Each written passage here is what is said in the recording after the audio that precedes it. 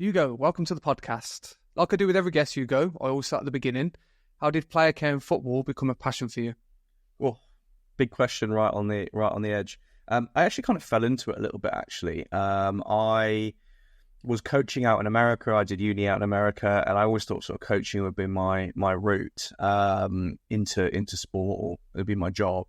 But actually, A, I wasn't a very good coach, but B, it wasn't really something that I thought was a natural fit at. And so I got suggested that I was quite good at sort of the off-the-field organisation, and while player care wasn't a role at that point in America, it was kind of like, well, let's do something on the team operations side. So I joined a startup second division team out in America called Indy 11, and it was their first season, which was a really, really interesting experience. I was team operations manager, and then we're doing bits of player care there. And after about a season, Southampton spoke to me because I'd interned at them before. And they said, look, we're going to hire a player liaison officer. It was something I think Ronald Koeman was pushing for as manager.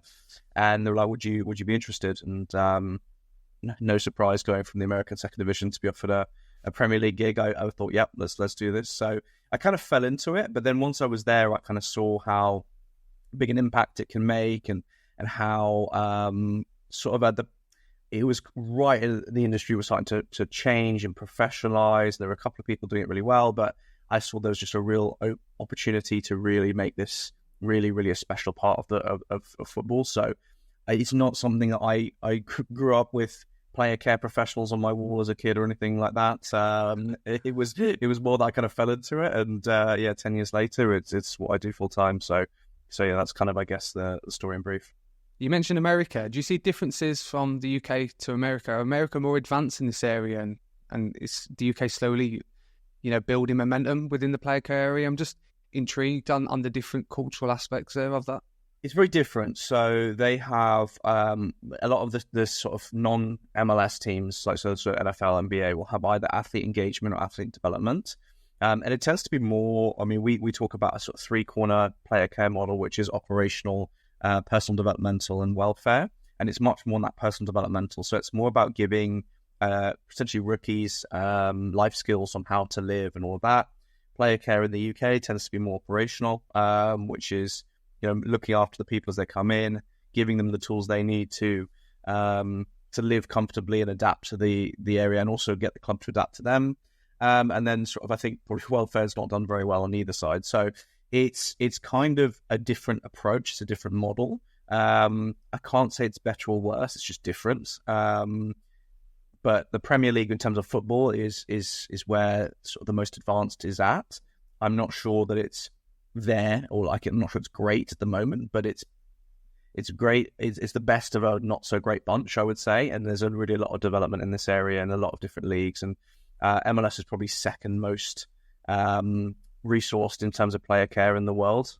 So America's probably quite it's behind, but it's closer to the Premier League than maybe like Serie A or La Liga or something like that. So yeah, it's such a new area anyway that it's no one's, I think, really cracked this at the moment. Do you think those leagues will catch up? Obviously the advancement of the global game, the Saudi League, and all these other continents that are emerging. Do you think that will kind of catch up over time, and hopefully, you can reap the rewards of that as the industry grows? Yeah, yes or no. I think the amount of resource that the Premier League clubs have given towards player care has grown massively since I started in 2014 in the Premier League. And so, the Premier League's going to keep investing in this and keep getting better at it. There are still clubs that don't really invest in it. So it's still like, we're not like the Premier League is, again, exceptional. But you've still got, the majority of clubs in Serie A. Not even the majority, the vast majority. You're talking about 3/4 to even sort of 80-90% don't have any player care in the first team environments at sort of Serie A, Liga, La Liga, etc. So it's not like, they could do, and it's not, there's nothing stopping them, but it would take such a sort of cultural shift and an increase in resource to get there that actually I'm not sure it will happen, in the short term. Saudi's potentially a slightly different thing, because where there's a will, there's a way there. But, again, like, they're starting from so far back them, and they're kind of where we as in Premier League was in sort of early 2000s. So, the Premier League's got sort of a 20-year head start on a lot of these leagues in terms of the resource put in. So I think it'll be quicker than it took the Premier League, but I'm not sure that it will be a really, the Premier League is only fair because it's not a scarce resource, but I'm not sure we'll be seeing them as really comparable in the very near future. If we go back to your journey then, you mentioned Southampton and then working within football. How does one take the leap to start their own business? Is there anything that come across your thinking during that process and some of the challenges and the outlooks towards that process? Just talk to me about it, because obviously there might be people listening or watching that might think, okay, I'm very interested in coaching, I'm interested in player care, but they might want to kind of set up their own thing or think about how they can challenge themselves away from a different football club, etc. I'm just interested on maybe industry experience within that and how that happened and how that occurred. Yeah, I mean, there's kind of two answers depending on who I'm speaking to, but I guess the honest answer is that I was completely burnt out from football, and so I set up the player care group as a way to earn some money and basically not work 7 days a week and be on call 24 hours a day. And it's turned into something much bigger, but I think that was never my plan. And I think that actually helped, was that I didn't put massive pressure on myself to do it. The idea was, I think at the time, I was going to take a year out of club football, go traveling, do a bit of consulting or something, and then come back and go back into a club. And actually, I think what I realized was there was actually, a business here that I didn't need to go back into a club or have you not yet anyway. But I think that when if I look back at like my time at Southampton, West Ham, and even Indy 11, was the couple of things that I would put a lot of stead into, because it's the person who I am. One was networking, and so like I was always, even inside the clubs, the guy who would organise like the player care professionals dinner once a year, and so I would organise it, invite everyone, do all of that kind of admin, and actually started to be seen. Not by any sort of official thing, but just like, ask Hugo, like, what does he think about this? What does he think about that? And it was literally to organise a dinner twice a year, so I wasn't doing anything special. And the other thing was a bit of personal branding, and it's one of those things that actually, like, Southampton hated it, and I was like, the funny thing is, if I'd been line managing 2014 Hugo, I probably wouldn't have been very happy with him either. However, it gave me a good platform that people kind of, I guess, knew a bit about me or knew what I would do or knew that. So when we did launch and we, whether it was the courses or the consulting, people were like, there was already an audience there. And so, but it was really tricky, because Southampton, I've got some written warnings actually from them on my social media usage. West Ham were not so bothered actually. And I kind of toned it down when I was there anyway, but it was like having that kind of audience already built in allowed me to launch with, a platform's ready to go. And also, like, I launched into a complete niche. So, like, we didn't just launch a company into football. We launched, really the professionalization of an industry, of a sector in football that hadn't really been professionalized before. So I think I got lucky in that regard as well. Like, I'm not going to say I was some massive genius that planned this for years. It was a little bit lucky. A little bit down to networking and personal branding over the years. Also at the right time, like, I think if I'd been 3 years older or 3 years younger, I probably wouldn't be where I am now. And just try and see what works. We've tried a couple of things that haven't worked. We've tried a couple of things that have worked very well. So, it's, I don't know, I saved a lot of money while I was working at West Ham anyway, to be able to cover my living expenses for 6 to 8 months to be able to do this. So yeah, it was, I can't say I've got tips for people to follow, because I don't think that my journey would necessarily be something that you would replicate and have success with. So I'm not sure that's actually that helpful, but those are kind of things that, reflecting back, I've certainly noticed. You mentioned obviously your personal brand and networking as well. From a footballing club perspective then, how do you build trust with the player care group as well as the football clubs to ensure that there's an alignment and there's an element of welfare, protection, education, authenticity? How do you build that, obviously, from your position as a leader within this area? I think having worked at, now 3 clubs in the Premier League full time, but actually, more than 5 now as a consultant as well. It's all word of mouth, really. And so football's such a small industry where, like, at every club, there's a player or a staff member that I've either worked with or know someone very well that I've worked with. And so I don't actually really advertise the consulting side of what we do. It just kind of is, oh, we spoke to Brentford and they said this and, whatever. So I don't actually really go and pitch for business. It just kind of people come and ask me, which is an unbelievable position to be in. But there's a massive element of trust. I was the position last season, this current season actually, where I was working at the same time for 2 Premier League clubs. And I was doing Monday, Tuesday, Wednesday at one club and Thursday, Friday, Saturday, Sunday at another club.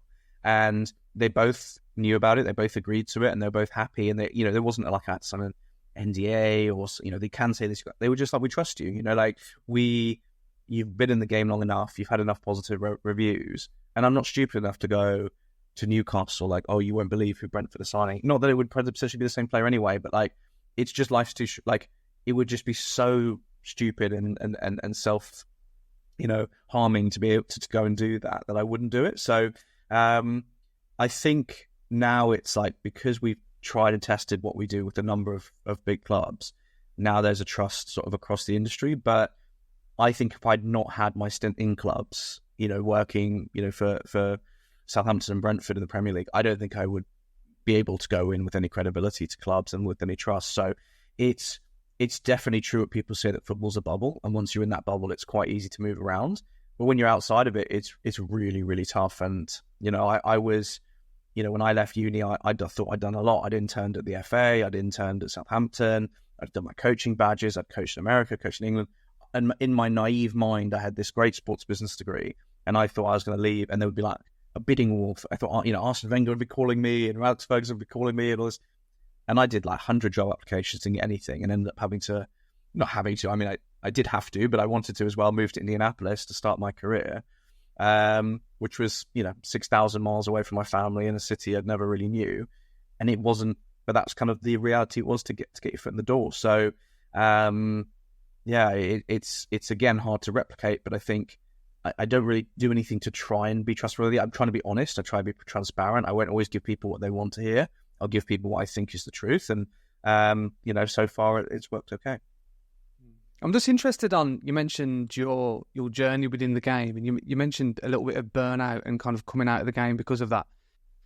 Do you think, obviously from our conversation, we very much focused on player welfare and player development, but do you think there's an element of staff development and staff welfare required within that area? And do you think the industry will change in that sense? Because I'm a victim of that as well, to some extent. I worked within a Premier League football club, and 7 days a week, my social life was going to watch football, and you kind of fall out of love in a little way of football, and you kind of have to redefine your values and redefine maybe what you want to get out of a certain position or a certain role.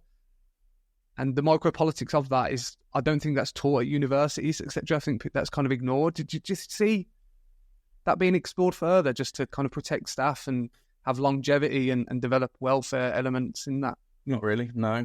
I think the reality is there's such a huge supply of people willing to do these jobs that you do it while you can and then you get out.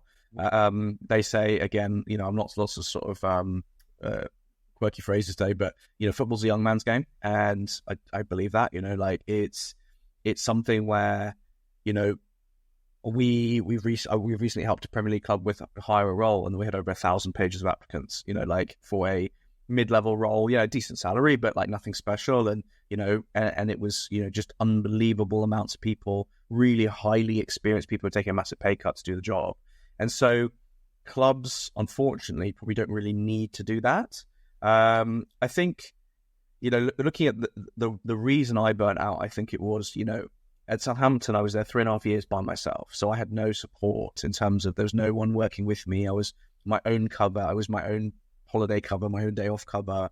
I was living in a place where I didn't have many friends or family, and so that was really like just a grind. But for me, it was a means to an end. West Ham was much better. I got to pick up my own department. I hired 2 great people. I lived in a city where I knew a lot of people, and I was much happier. However, COVID was just brutal for people working in Premier League clubs, especially, I was one of, I guess, 3 or 4 people at the club who was deciding what the team would do based on the rules and the government regulations and all this changing stuff. And it was so changeable every day, and it was just brutal. And when when the season stopped in March 2020, West Ham were level on points with the relegation zone, and we had like 9 games basically to save ourselves.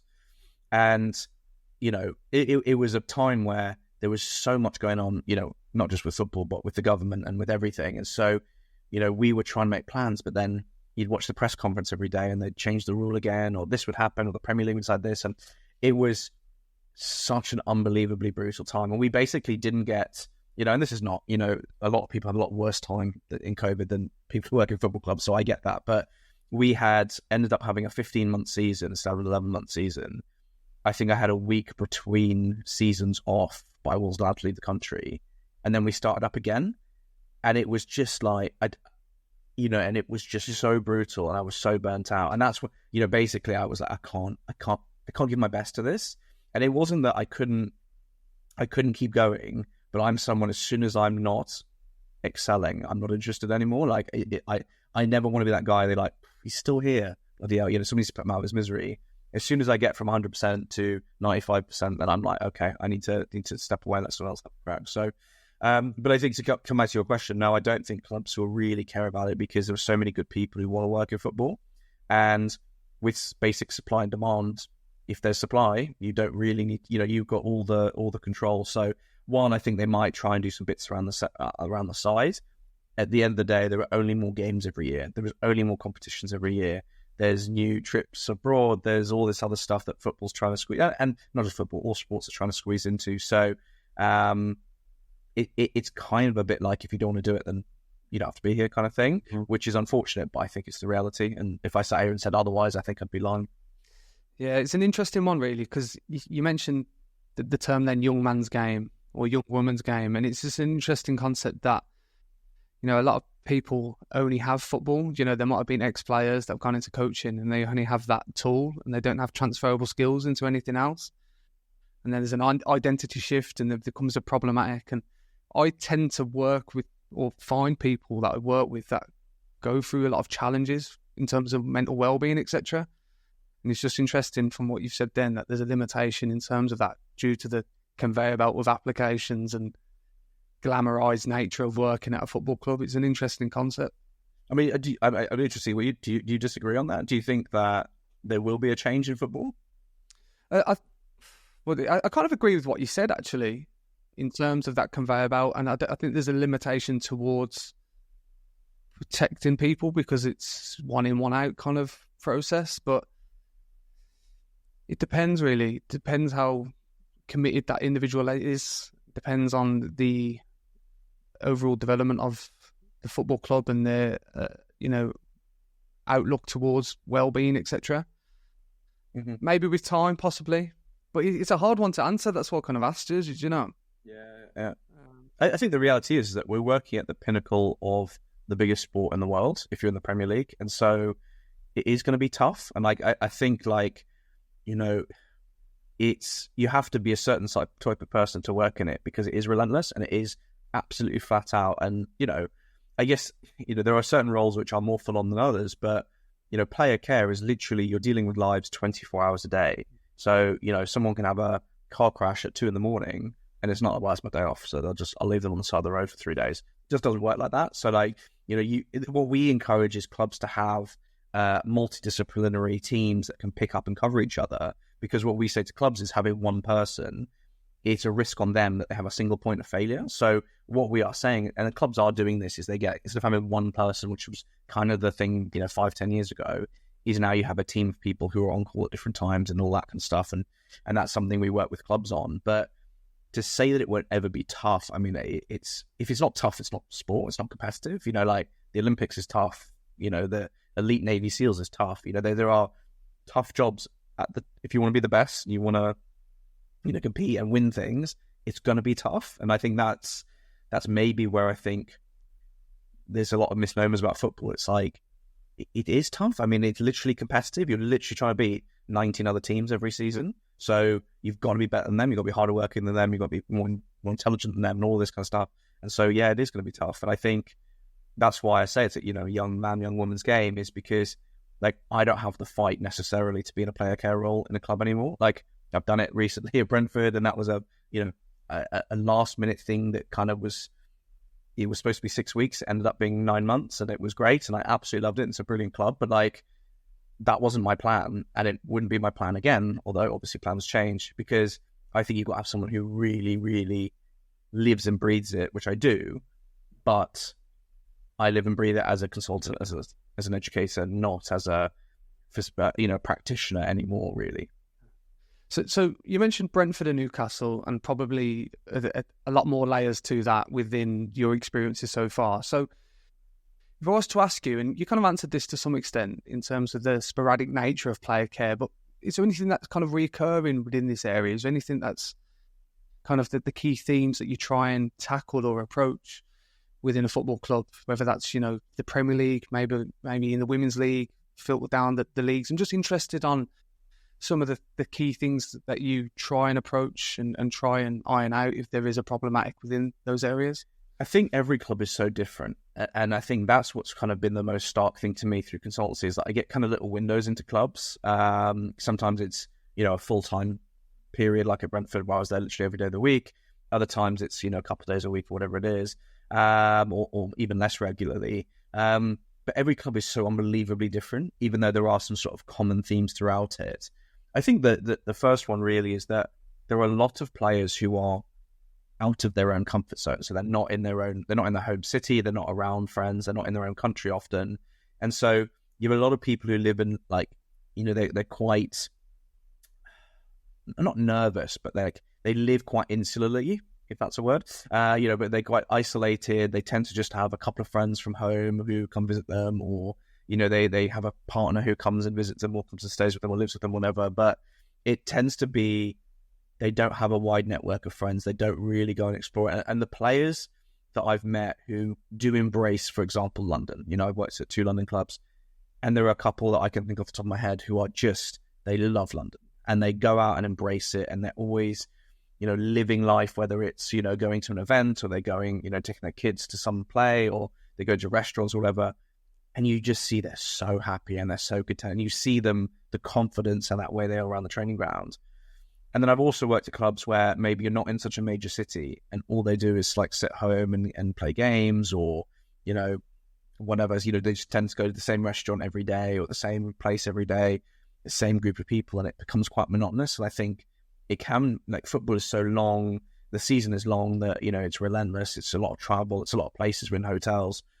And so trying to help players really settle into a level where they can embrace their area. And it doesn't have to be a London. A lot of them are not comfortable in London because they're not from big cities themselves. Yeah. But trying to find that niche for them is really, really important, because they get to that level of just genuine, they genuinely feel at home. And so you just see a lot of people who are just outside the comfort zone, they're missing something, and that's what we, try and connect them with. But it's, I think it's incredibly pressured, football. And whether you're at Indy 11 and you're playing in front of 10,000 people, or you're at Newcastle and you're playing in front of whatever it is, 60, 70,000, but you're playing for the whole city, it's a very different experience. There's a lot of pressure, and a lot of people, their happiness relies on you. And I think, when I used to drive to West Ham's training ground in Romford, when we won a couple of games, you'd see a lot more West Ham shirts. You'd see a lot more like kids with their West Ham backpacks. And if we went through a bad patch, you just wouldn't see it. And you just know that, like, people's happiness, like, the way they're going to work on a Monday morning, if their team's beating their colleague's team, they're going to have a little bit of a pep in their step. And, and I think that's a lot of pressure to put on, well, and it's not that it's wrong, but it's a lot of pressure on people, staff, players as well. So I just think that, the pressure thing and the isolation thing is very, very common. But then when you look at other, clubs, we're working currently with a club in Mexico, which is really fascinating to see, the different culture there. So some things that we would say, yeah, you do as a no-brainer in the UK, we just wouldn't try Mexico because of the feedback they're giving, based on Mexican culture. So it's so hard to say, yeah, these are the 10 things that you would do, but there are lots of things that we try, and we look at what's the club good at, what's the club not good at, and then we give them sort of ideas on how to improve things they're not good at. So with that then, so you mentioned London and the surrounding areas and the range of different examples that might happen in the UK as well as Mexico, etc. So if isolation and, transitions and all those different elements are kind of a problematic, in someone's career. And you mentioned the stresses that might come from winning results and the pressures from a fandom point of view as well. What kind of things do you do to ensure that player to become better in that area? Is there anything that you set up from your perspective to ensure that that player is supported in a certain way? I'm just interested in the activities or the resources that you use to ensure that those areas are focused upon and, you know, the players protected and obviously overall they perform and they're happy. Yeah, I mean, I think it depends again on the club, on the situation. So one thing we did at one of the clubs was have like a themed meal once a month, where we actually be a themed day, a themed meal, where we would get you know, a chef, a top chef from the player's country. They'd help write the menu based on, you know, what did their mum and dad used to cook for them, what's their favourite meal. We'd get in performers from that country to come and perform during lunch. We'd decorate the training ground in their colours. We might have, as I said, music, or it might be artisans, or it might be, you know, something else where really it encourages the player to talk about themselves and what's important to them and how they used to live. And we find that really helps, like, just open up a conversation. But that's kind of a one-off thing. But we would do it, you know, each month would be a different culture. So, you know, for example, at one club we did Danish, which you can probably guess what club that might be. And then we went to Angolan because one of the players' families was from Angola. And so it was like, that was a real challenge, is actually to find an Angolan performer in the UK and to find Angolan food. What is Angolan food? I don't know. You know, so it was interesting for me to research it and find an Angolan chef and all this kind of stuff. And actually, it pushed players out of their comfort zone to say, "Oh, never had that before. Okay, well, this is what it is. This is what it means to me." Also, it can be reaching out to other clubs. You know, the players are rivals on the pitch, but oftentimes they either grew up playing with each other if they're from the same country, or they know each other. So, you know, we would look at, well, who else is playing from a similar nationality, similar age in the, you know, local clubs, reach out to their player care. Again, it comes back to network, is how can we support them? And it was a funny, because during, I think it was when I was just finishing at West Ham, there was a picture of the South American players at West Ham and Spurs having like a barbecue or a dinner together. And I actually think that the outrage was because of the fact that it was like slightly breached lockdown rules. I think it was like rule of 6, and I think there was 7 of them or something, but who cares? But I was really pleased because it was like, what a great support network for each other. They're not all Argentinian, but they were all like Argentinian, Colombian, you know, all of that. And they were meeting up for dinners and the families were all that, you know, and I thought that's a really great thing that, you know, they're not like, well, it's Spurs and West Ham. Yeah, sure, the fans are rivals, but the players, it's an employer, you know. So, you know, yeah, and obviously sometimes players, a lot of times players do care about the club more than that, but at the base of it, it's an employer. And so, you know, you would then have a good relationship with them and it would help support each other. So it's things like that where we try and look at things a little bit differently and not just go, yeah, well, he's a Spurs, so we can't talk to him. But, you know, he's a person and they're both people, so let's connect them and try and get them to support each other. It's interesting how that has evolved over time. You obviously see, you know, if you watch football over the weekend, you see players, you know, handshaking each other in the tunnel, kind of becoming friends, and then there's always that argument on the flip side from a fandom point of view, or even, you know, ex-players say that I don't get it. I don't get why they are friends. I don't get why they're trying to, you know, develop a friendship before a big game, and that kind of mindset and outlook towards that, and how that's obviously developed over time, where the outlook has changed, hopefully, and the support networks deemed as more important in comparison to maybe, you know, solely blanking someone and focusing fully on the game. I think it's just adapted and changed, you know. Yeah. I think the game's moved on, you know, like it's gone from the time where football clubs were like local community members, you know, fighting for their town. You know, how many Brentford players grew up in Brentford? 0, I'm pretty sure. I mean, I might be wrong on that, but 0, I'm pretty sure. How many West Ham players grew up at West Ham? A couple, you know, but like kind of vaguely, I think. You know, it's just how many Spurs players grew up at Spurs. You know, you got a couple of academy players come through, but often they're from like the other side of London, or they wouldn't be Spurs fans growing up. And so this idea that, like, you know, if you reflect this to a regular life, if you work for a plumbing company and your mate is also a plumber, you're not going to blank him in the pub because you're like, wow, he's got that job I wanted. It's not life, you know, like that. And I think that's where, you know, I think fans might criticize this and say, well, that's, you know, it should be more tribal. But, you know, as I said, like if you're 2 Argentinian 23-year-olds you've likely grown up together for years. You've likely been on the national team circuit for years. You'd likely hang out outside of football. So why wouldn't you high five each other, after the game or before the game or whatever? And you're rivals on the pitch, but you're all just, trying to compete. And there will be players who hate each other. And I'm sure there are players in history who did hate everyone or wanted to have that mentality. But I just think football's so transient. There's so many people moving. You look at careers back in the 90s, it would be, you'd play for 2 or 3 clubs in your career, Now you're playing for 8 or 9 clubs, So if you were just like, well, I'm going to hate everyone who doesn't play for my club, then are you saying you'd never play for the other club? Are you saying you would, if someone's come from, if I was at Southampton and someone was from Portsmouth, am I not shaking their hand? You're like, what a petty way to live, and I get it from the fans' point of view. It's not about saying the fans shouldn't do this. But when you're professionals, I think in the game, you've got to be better than that, and you've got to be open to supporting people, and especially with player care. Player care is not a scarce resource, so it's not like if I at Brentford really look after our players well, then Chelsea are not be able to, and Fulham are not be able to. No, we can all support each other in the area of West London and have that sort of working together relationship. So I think it's very different with staff, certainly, and then with players as well. I think it's just, if you are a Mark Noble who's West Ham through and through, it's different, and if we played Millwall, I'm sure he'd want to get a couple of tackles in. But also, if his mate from Canning Town played for Millwall, is he really going to, not speak to him ever again? I don't think so, So I just think that kind of tribalism is maybe not completely a thing of the past, but I think mostly a thing of the past.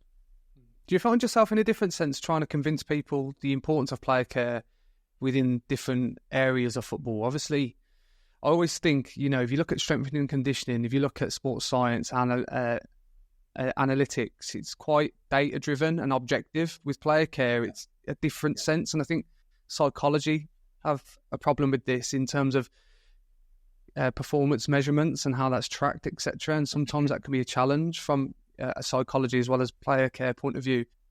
And obviously trying to convince people about the importance of it is hard to maybe measure over time. I'm just interested on if you've ever been in conversations or if you've ever been in situations where there hasn't been an emphasis on player care and it's kind of been looked down upon, and you've had to try and convince people on the importance of it and the development of it. You mentioned the different leagues earlier. Is that something that's kind of drawn to your thought process as well? I'm just interested on the whole outlook towards it. Yeah, I mean, for me, it's the challenge that I love the most. It's going into a room of people who think this is a nonsense. You're just, wiping their backsides, and you're just, giving them these rich people. You're just, doing whatever they want, clicking the finger. And I actually, I see it as a challenge for myself as someone who lives and breathes this. Is how can I convince them to do that? And it tends to be, without going into too much, giving away too much of the trade secrets. It's about transitioning. How do we reframe player care as something that solves their problems? So if you're a sporting director, you're looking at 2 things: performances and finances. And so I believe that player care can help with both of those. Whether it's protecting the assets and as much of their people, their assets too. Saying well, you've spent 30 million on an asset. Why would you not spend a bit of money and a bit of care to actually make sure they have every chance of succeeding?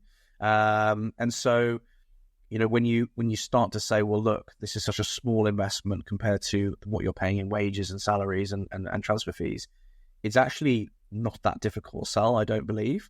But what I will say is that there are people who, don't rate what we do, or don't rate player care, or don't rate, the industry. And I see myself as, despite having a company in this, I'm fighting on behalf of the industry, because if the industry grows, then we as a company grow. So it's not really a sales pitch for the player care group; it's a sales pitch for player care. Yeah. And I think whether it's whoever it is that's providing that, it's great to see people better looked after. As I said before, it's not a scarce resource. But I guess by the nature of where we operate currently, which is we deal with work as it comes in. By the nature of, if someone sent me an email, they're already probably slightly bought into it anyway.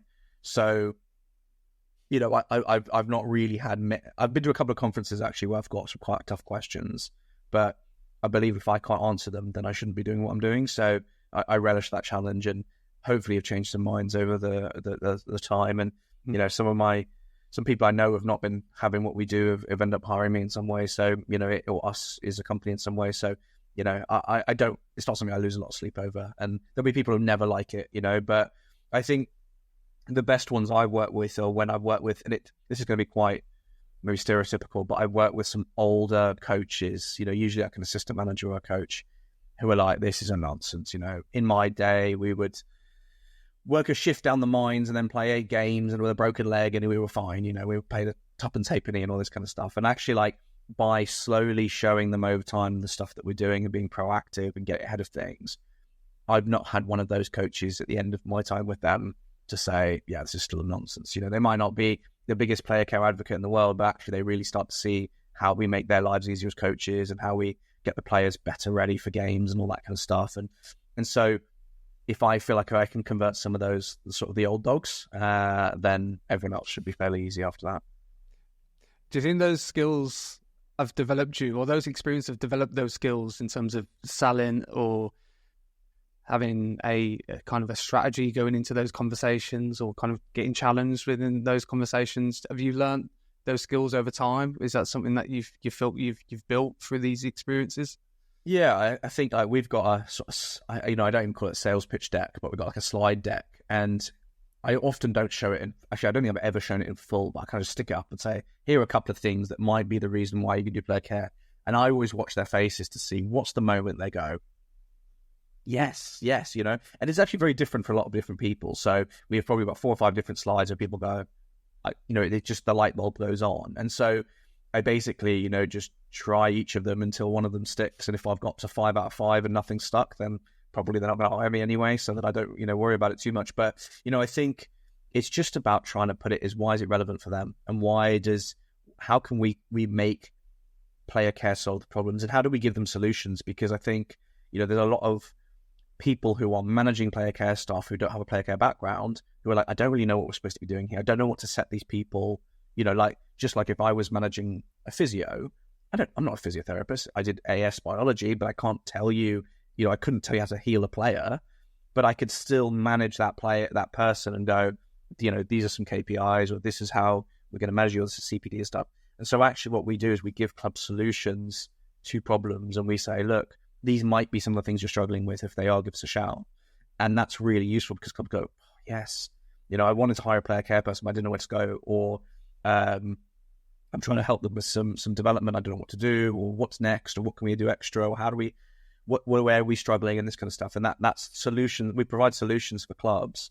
And so usually there's something that we can help them with, and it goes from there. How has this experience changed you then, Hugo? Is there anything that you've learned during the last couple of years working in this field that's maybe changed your outlook towards the world, or the outlook of dealing with people? Is there anything that kind of stands out on reflection that has maybe modified or changed the perceptions on how you do things? I think for me, the thing is, we've got to be practical, and and I think what we do is we get buy-in from clubs to be able to help them treat their players better, but to go in with the message of, this will just help your players be happier, it's kind of a bit of the wrong approach for me. It's about, how do we hit the business and performance needs, and then the result being that you give us more resource to help your staff look after your players better.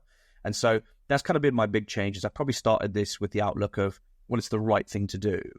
And while I'm not saying that all clubs would think like this, or even the majority of clubs would think like this, actually a lot of them are not that potentially bothered about what's the right thing to do. It's like, how does this help us? And so we are showing how this will help them. And then the result is that we will then look after their players and families and be much happier. But it's not about, just doing it as like a, happy clappy, let's stand in a circle and sing Kumbaya. It's about, actually, this will really genuinely help you, and everyone will be happier. So this kind of win-win, really. How do you develop yourself in that area then? So obviously you mentioned the contemporary nature of the industry. And from your perspective, you have a blank canvas to create resources, advice, support networks. What do you do to ensure that you are giving credible advice and also develop yourself in that area? Is there anything that you do from a reflection point of view, an organisational point of view, to ensure that you keep growing and developing and staying consistent with maybe the the contemporary factors within the industry of football. Yeah, I mean, I'm lucky with the consultancy. Ultimately, I'm getting paid for my time and knowledge, but I'm also learning at the same time. So I kind of win in three ways, I guess. And they also win as well. So it's not, not I'm winning and they're not. But every club I go into, I learn something else. I see something different. I see a different style of management, or I see a different process or something. And we're regularly updating our standards. But I'm also, as I come back to network, it's like, I speak to a lot of my peers all the time. I will go and visit them. I'll go talk to them. We have peer-reviewed stuff all the time. We have an audit which we've designed, which is the only sort of standards of first-team player care in the world. And we've recently refreshed that, and I've been peer-reviewed by some of the best people in the world. And they disagreed with not a lot, a bit of what we were doing, and we've had a good argument about that. And some of it, we genuinely just trying to work out what's best in class can be so difficult, because what's best in class at one club might not be best in class at another club, or it might be different. But we're trying to set a set of standards which are broadly applicable to everybody. Now, that means that there are going to be disagreements, because some people would say that the welfare is much more important than the operational, and that's absolutely fine, and that's a valid point to have. And so, the argument would be, well, if someone's not happy, then nothing else should take priority. And I would say, well, okay, I don't agree that I don't disagree that we should have people trying to be happy, but also you can't wait for people to get to the point of 100% contentment and happiness before you push them on anything else. And so, it's just the difference of opinions. And so we're much, much stronger by having peer-reviewed, peer-challenged material, so that I go to clubs and say, this is not just my opinion. This is the opinion of 6 of the industry's best professionals. When I'm teaching, we have different people with different expertises. And I don't know everything, I just don't know everything. I know what I know, and I'm, have been at the most clubs of any player care professional, but I've not been doing it the longest. I've not been, there've been people who've been many more years than me. So I think I know a good amount, but I'm always learning, and I'm always speaking to people. And, when we work with clubs abroad, the Mexican club I'm working with, Toluca, at the moment, it's an incredible learning opportunity for me, because I'm learning more about, Mexican culture. Now, it isn't something that's really come up a lot. I've probably worked with one Mexican player, but it's really interesting to sit on a call and being like, oh, that's not how it works there. They've had the unbelievable fortune where the goalkeeper scored winning goals in two of the last 5 games. And I'm like, how is that possible? He's a penalty taker. And I'm just like, that is mad. You'd never see that in the Premier League. So there's so much that's different. And that's just a footballing analogy, but I learn so much every time I speak to clubs. So we're constantly learning, we're constantly evolving, constantly bringing in better people to challenge me. Ultimately, I make the decision on where we sit as a company on a certain topic. And sometimes that's with the popular consensus, or it's without. But, that's my decision, my responsibility as the founder and managing director. But we are constantly speaking to staff at clubs and saying, what do you think? What do you like? What do you think that's working?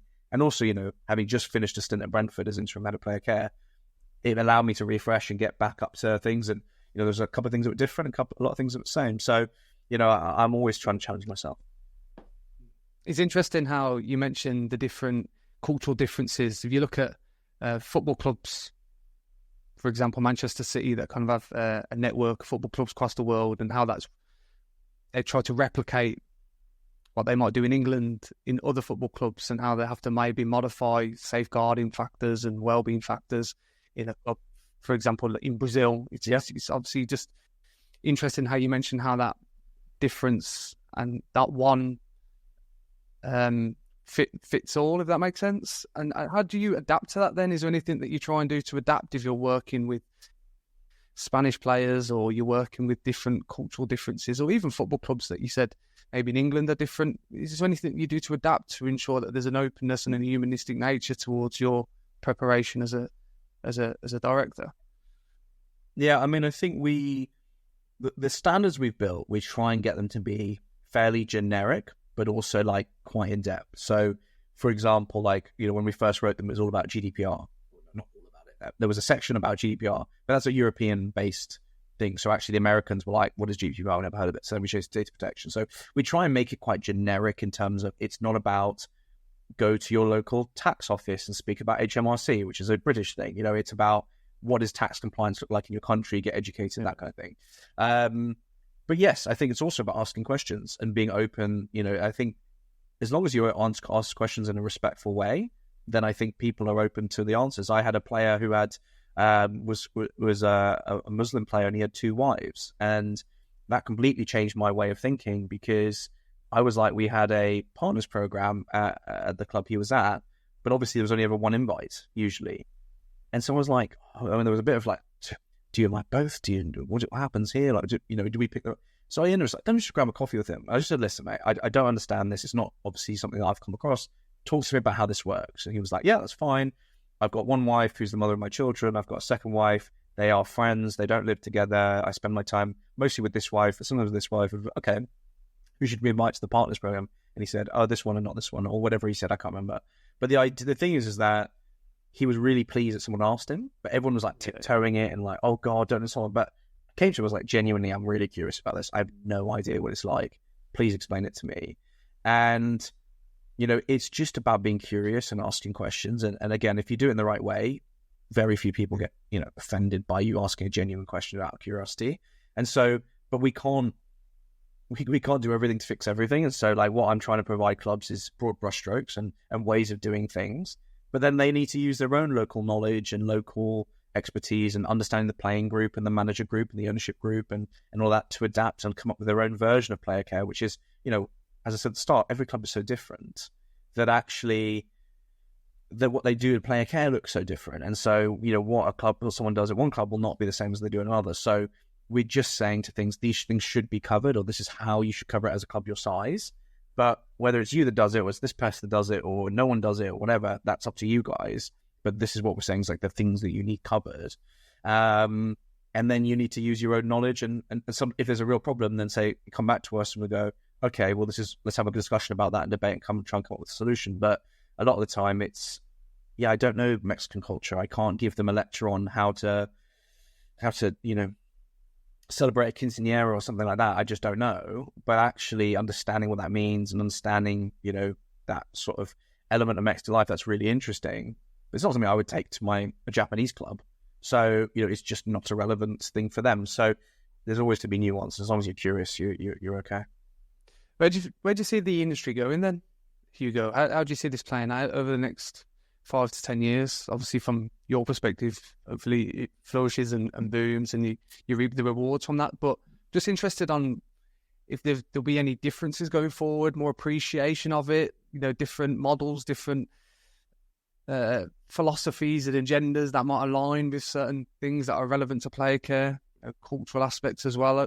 Where do you think this might go? I'm just interested on your outlook towards the future.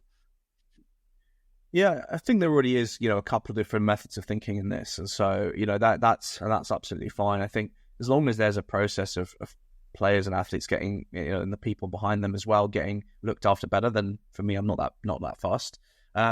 I think it is going to be a big point of differentiation going forward. I think players have got more power than ever, which means that they will be picking based on where they think they will be either paid the most happy, best fit, whatever. And so I think there'll be more emphasis on the clubs trying to prove what they can offer to their player and their family. I also am not naive to think that if you're going to pay a player triple his salary, he'll, not, won't be, well, you haven't got player care, so I'm not coming kind of thing. But I think as clubs get more and more competitive for the best talent, actually showing what they can do proactively will be really important.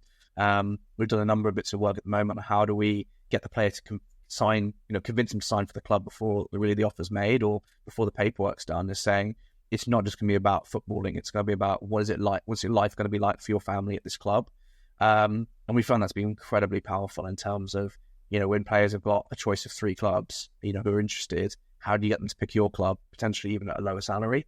So that bit of work is really, really important and really interesting because it's so customizable. So you can kind of your oyster, you can do as much as little as you want.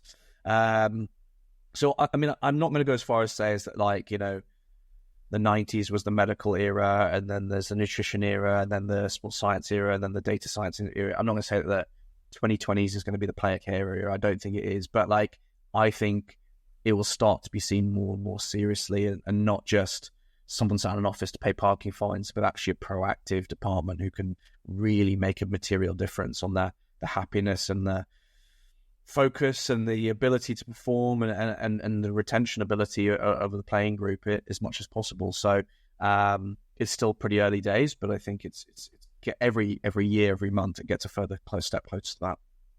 Just on that, you mentioned contracts, etc., and transfers, and kind of the newer nature of how that might work. Do you find yourself having to maybe educate agents on the process as well? Because obviously, you mentioned salaries. I'm sure they're looking for a certain cut of a certain salary or a certain cut of a transfer. Do you find that being a kind of an element of the multidisciplinary approach towards protecting a player and making sure that they're in a good position? I mean, what I find is that agents and myself or player care professionals tend to work more in parallel than together. Yeah. There's kind of this assumption that we do similar things, but actually the sort of pitch I would give to an agent if I was in a club would be, you guys are contract specialists, you guys are football specialists, we are player care specialists, we know the area, we have good connections, we know what life can be like in London or wherever it is. So you crack on with the contract side, we'll crack on with getting them settled, and then if we need to sort of overlap, we will.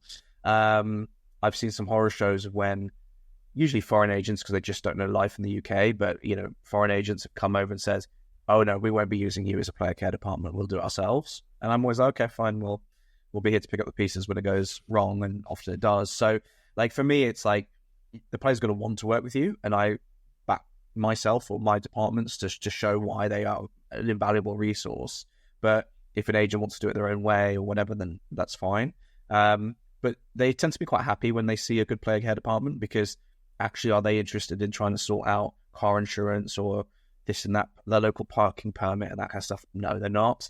They don't tend to have the connections. They just tend to sort of go with someone on Google or whatever it is. So I think a lot of the times we just say, look, leave this with us, and we can have a meeting. And some agents want to know, let's have a meeting every week to see where you're at. No problem at all. Some agents are like, shake your hand, you never see them again. Also no problem at all. So I just think it's similar, but actually we do different functions. And so, you're there with the signing and you meet them then. But the amount of times I actually speak to agents after that is fairly low. Final question then, Hugo. So I always ask my guests to either reflect back or look forward. And what I'm going to get you to do is to maybe look forward. So in the next 10, 20, 30 years, when you kind of reflect back on this time within player care, is there anything that you want to do in terms of leaving a legacy? Is there anything that you think is relevant for you in terms of how you would like to be remembered? Is there anything that you have in mind in terms of where this might go? A deep question, $1 million question. But I always seem to get good answers out of this one. Oh, you know what? I think probably the honest answer is I'm not sure that I really care that much. Like I do what I do, and people seem to like it, and it seems to help people. And whether that's people in clubs or people looking for jobs or people, wanting to get into the industry or whatever it is, we try and do things in the right way. We under-promise, we over-deliver, and people just buy into what we do at a really nice level. And it's not the most, like, we could be a lot more financially lucrative, and my commercial director was always pushing me to try and make money here and push this and push that. But actually, for me, the most important thing is that people think what we do is quality and buy into it, which we do. And so as long as that keeps happening, then I think we're doing the right thing. So in terms of like 30 years time, I mean, I would imagine even by 10 years time, there will be someone much better than me who's come, and had a much better model and much better thing. I will hopefully be happily living in the south of France and not worry about that. But, for me to sit here and be like, oh, well, yeah, I want the Scheckter school or whatever, no, I don't care. For me, it's about doing what we're doing well at the moment, helping people, which we are, helping prepare the next generation of player care professionals, and helping clubs get the best out of their player care departments. So if we keep doing that, then I'm happy with that. But it's maybe a bit of a cop-out answer, but it's probably the truth as well. I like your authenticity. I think it's brilliant. But I just want to, we'll finish here. I just want to say thank you for your time, Hugo. Obviously, just listening to you over the last 1 hour, it's very interesting to hear how you've jumped from working in football into the industry, and obviously all these different skills and all these different outlooks that you've had, and the experiences that you've had as well within England, as well as across the world, and I'm sure that will continue to go across the world. Is very fascinating. So just want to wish you well, wish you all the best, and thank you for talking. Thank you for having me. Cheers.